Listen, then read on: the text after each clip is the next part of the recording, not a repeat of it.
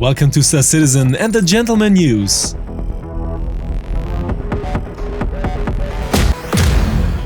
This week there were some far-reaching announcements and information for the upcoming patch 3.13, with the first wave for the test server expected in the next few days.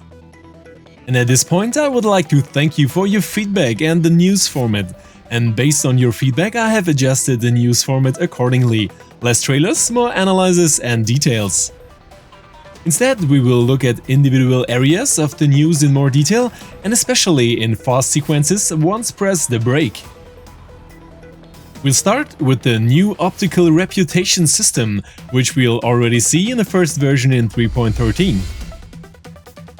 With this new reputation system, or rather an extension of the already existing but not comprehensible and visible system, we were able to take some glimpses at the 3.13.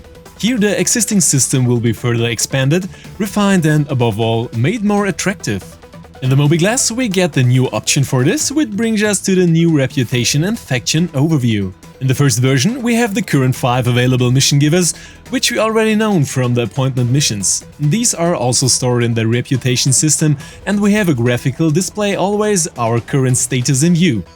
Two different status displays are conspicuous here: confidence, the trust of the mission giver to us, and as well affinity, which indicates the connection to us. In order to increase or decrease these values, we will only have the possibility to influence them via missions in the upcoming version. Under the Contacts tab, we have our familiar faces, which we can identically also mark as favorites. It can therefore be assumed that this will allow us to display more extensive information about our favorites.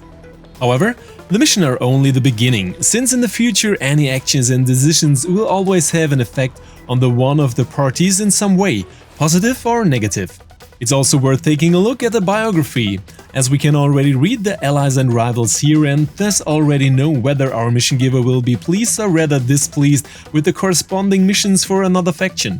Our good Constantine, for example, is of course allied with Hurston Security, but a rival of the labor movement. However, in addition to people, there are also factions, which however only have one value: the affinity.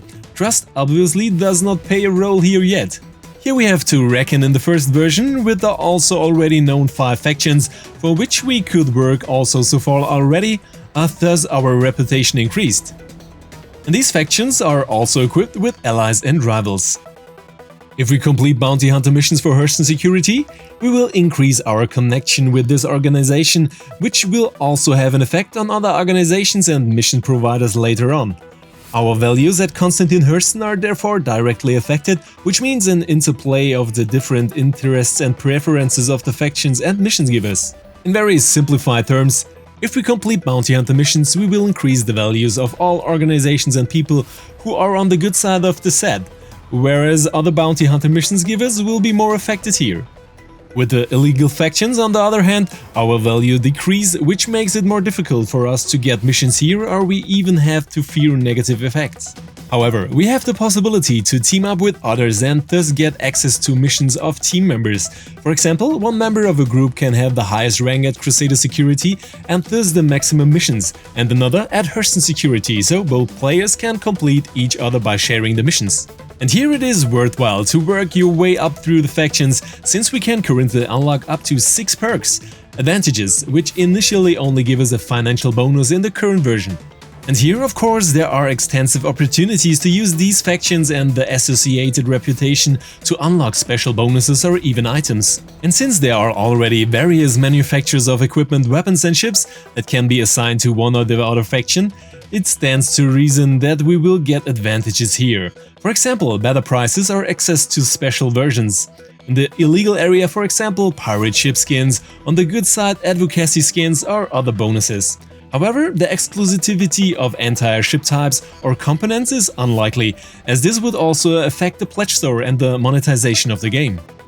But we don't only have the possibility to work our way up in a faction, we also have to actively take care of maintaining our view, because with the so-called drift system, our reputation always decreases slightly, which can cause us to lose unlocked perks and have to rework them again.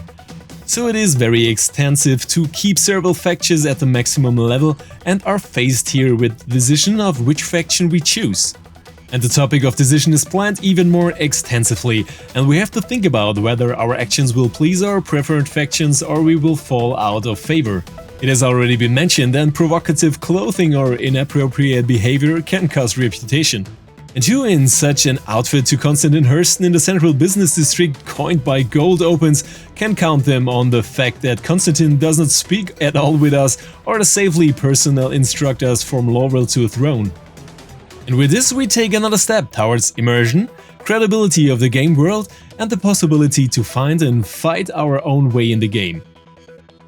Also, we have a playful added value for corporations and player communities, which can split up to get access to several factions and the maximum missions there. Thus, it is only again worthwhile not only to move alone through the verse. When analyzing the shown material, we notice that there are already more factions and people implemented than currently available in the verse. So we see an old acquaintance again, Rekko, which has moved to the Nyx system together with its planet.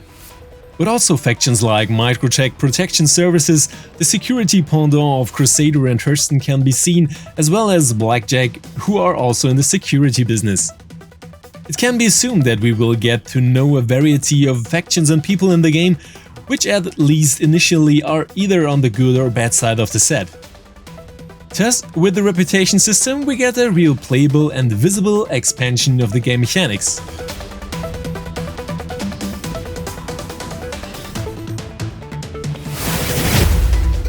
But also to other areas there were news, even if here most announcements has been made the last weeks in the same form, so let's take a look at the details that are really new. The new caves are already known, but we took a closer look at some seen.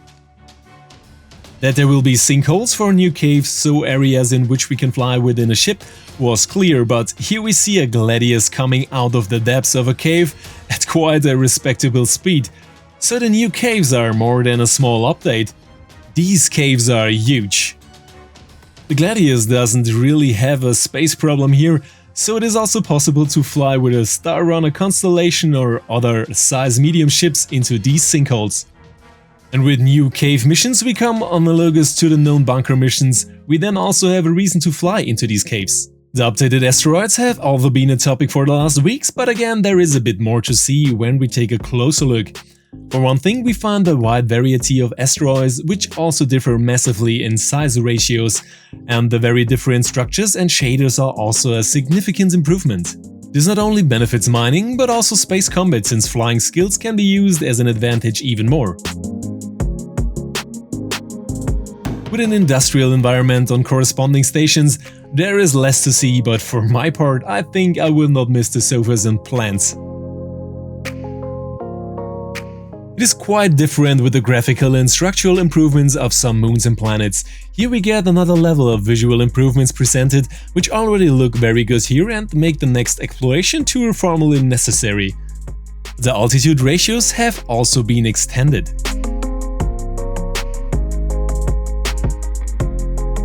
With the from the Xenothreath event known new materials, we get new mission types, where we either cannot jump with the quantum drive or have to hurry with the time-critical materials. An exciting expansion and hopefully a reason to revisit the sometimes heavily bugged delivery missions.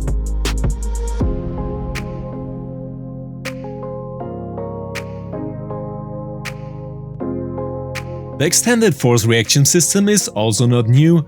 The influence of the flight physics on our character or physical effects such as hits in combat.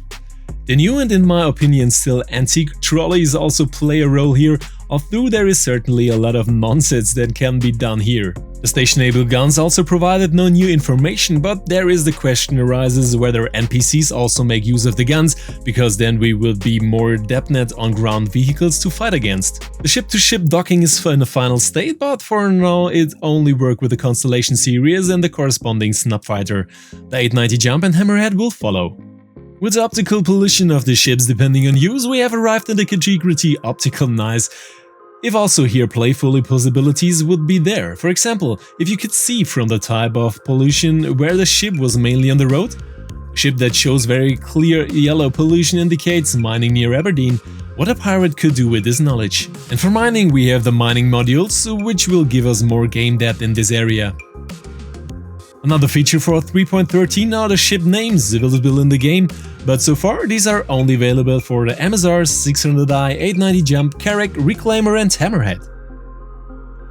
But the most important point in my opinion is hidden in the back of the news: the SDF shield technology. These shields, known from the Idris and Javelin, will be implemented for all ships, which simply means that any shield holes will be a thing of the past. So that's how it should be. I'm very confident through, but we'll see if we can finally fly a constellation without shield holes then.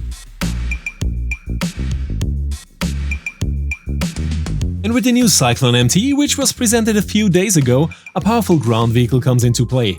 The Nova tank will be released with a later 3.13.x patch, as well as the Hercules C2 and M2.